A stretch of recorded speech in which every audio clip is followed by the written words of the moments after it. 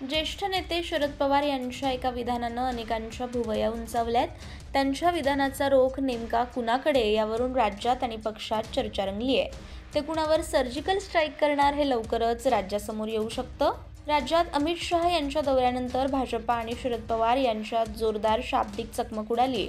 रोज भाजपाचा एक नेता त्यांच्यावर हल्लाबोल करतोय, तर शरद पवार यांनी पण भाजपाला सर्व व्याजासहित आरोपांची परतफेड केली आहे। काल छत्रपती संभाजीनगरमध्ये काही जुनी माणसं त्यांनी पुन्हा त्यांच्या गोटात घेतली, पण त्याचवेळी त्यांनी नासक्या आंब्यांवर सर्जिकल स्ट्राईकचा इशारा दिला।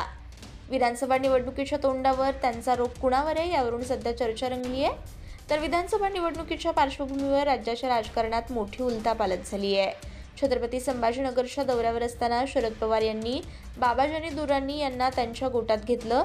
पाथरी मतदारसंघातच नव्हे तर परभणीसाठी मोठी राजकीय घडामोडी ठरली आहे। दुर्राणी हे अजित पवार गटाचे परभणीचे जिल्हाध्यक्ष होते।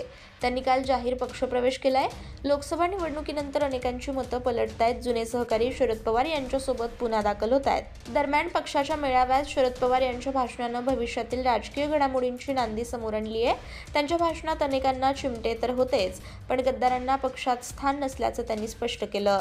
तर भविष्यात पण अशा माणसांना बाजूला करण्यात येईल याचे स्पष्ट संकेत त्यांनी दिलेत। शरद पवार यांच्या वक्तव्याची राज्यातील पदाधिकारी कार्यकर्त्यांमध्ये जोरदार चर्चा आहे। पवारांनी यापूर्वीच्या घटनेचा आधार घेत आता सावधगिरी घेत असल्याचं आणि कुणी पक्षविरोधात जात असेल तर त्याला खड्यासारखं बाजूला करण्याचेही संकेत दिले आहेत।